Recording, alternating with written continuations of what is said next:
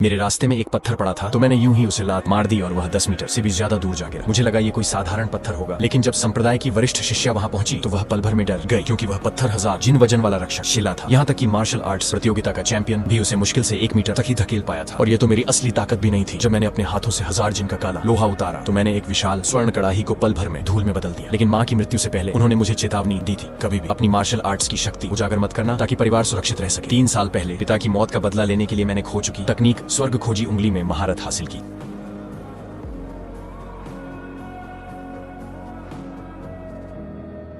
सिर्फ इसके पहले 3 वारों से ही मैंने हर देश के शीर्ष गुरुओं को हरा दिया और कम उम्र में ही अपने पिता के कातिल को मार गिराया। उस दिन के बाद मैं दुनिया का निर्विवाद नंबर 1 बन गया। लेकिन जब मैं ये खुशखबरी लेकर घर लौटा तो देखा कि घर खंडहर बन चुका था और मेरी माँ अंतिम सांसें ले रही थी। मरने से पहले उन्होंने मुझे एक विवाह अनुबंध सौंपा और कहा कि इस विवाह को निभाना और आगे से कभी भी बल का प्रयोग मत करना, एक साधारण इंसान की तरह जीवन जीना। ये अंतिम शब्द कहकर उन्होंने दम तोड़ दिया। मैं गहरे शोक में डूब गया, लेकिन माँ की आखिरी इच्छा पूरी करने के लिए उस हवेली पहुंचा जहाँ यह विवाह तय हुआ था। दरवाजे पर देखा कि कई लोग वही विवाह अनुबंध लिए खड़े थे, लेकिन वे सब सगाई तोड़ने आए थे। असल में यह अनुबंध 3 साल में अपने आप समाप्त हो जाता था और इस दौरान किसी भी तरह का शारीरिक संबंध वर्जित था। यह सिर्फ एक औपचारिक समझौता था। कोई भी इन शर्तों को मानने को तैयार नहीं था, लेकिन माँ की इच्छा के कारण मैंने खुशी खुशी इसे स्वीकार कर लिया। मैं आगे बढ़ा और नौकरानी के हाथ से अनुबंध ले लिया, क्योंकि मैं इन 3 वर्षों का उपयोग अपने मन और हृदय को साधने में कर सकता था। इस तरह 3 साल बीत गए। दिन में मैं ओपेरा मंडली में काम करता, रात में घर के काम करता और अपनी अनुबंधित पत्नी की हर तरह से देखभाल करता। मैंने उसकी हर संभव सेवा की, लेकिन उसके मन में मेरे लिए कभी कोई भावना नहीं जगी, क्योंकि 3 साल पहले उसने यह विवाह अपने दादा के दबाव से बचने और अपने बचपन के प्रेमी के विदेश से लौटने का इंतजार करने के लिए किया था, ताकि वह उसकी मार्शल आर्ट्स पाठशाला को बचा सके। अब उसके लौटने में सिर्फ 7 दिन बचे थे और वह मुझसे अलग होने का मन बना चुकी थी। लेकिन तभी उसे मेज पर रखा मेरा हाथ से लिखा नोट मिला, जिसमें एक लाइलाज बीमारी का जिक्र था। पिछले 3 सालों की मेरी देखभाल याद कर वह तलाक लेने का साहस नहीं कर पाई। रात के खाने पर वह चुप रही। यह नहीं जानती थी कि वह नोट दरअसल उस नाटक की एक पंक्ति थी जिसमें मैं अगले दिन अभिनय करने वाला था। अगले दिन भी मैं रोज की तरह कपड़े धो रहा था और खाना बना रहा था। तभी रास्ते में एक पत्थर आ गया। मैंने उसे लात मार दी, यह जाने बिना कि वह पहाड़ का रक्षक शिला है और वह 10 मीटर दूर जा गिरा। कुछ शिष्य वहां से गुजरे और उन्होंने देखा कि पत्थर अपनी जगह से हटा हुआ है। वरिष्ठ शिष्य हैरान थी कि इतनी ताकत किसके पास हो सकती है। उसी समय वह अमीर युवक लौट आया। सबने मान लिया कि पत्थर उसी ने हटाया है और उसने बेशर्मी से यह दावा भी कर लिया। यह सुनकर वरिष्ठ शिष्य ने मुझे बुलाया और कहा कि मैं जाकर उसे प्रणाम करूं, लेकिन मैं सीधे आगे बढ़ा और अपनी असली पहचान बता दी। अमीर युवक ने गुस्से में अपने 2 सबसे ताकतवर अंगरक्षकों को मुझ पर हमला करने का आदेश दिया। अपनी असली ताकत छिपाने के लिए मैंने जानबूझकर हार स्वीकार कर ली। वरिष्ठ शिष्य बीच में आकर उन्हें रोकने लगी और बोली कि मैं तो सिर्फ सफाई करने वाला हूँ, मुझे कोई मार्शल आर्ट्स नहीं आती। लेकिन वह युवक नहीं रुका। उसने अपने आदमियों को मुझे मार डालने का आदेश दे दिया। उसी क्षण मैंने अपनी आंतरिक शक्ति को सक्रिय कर लिया।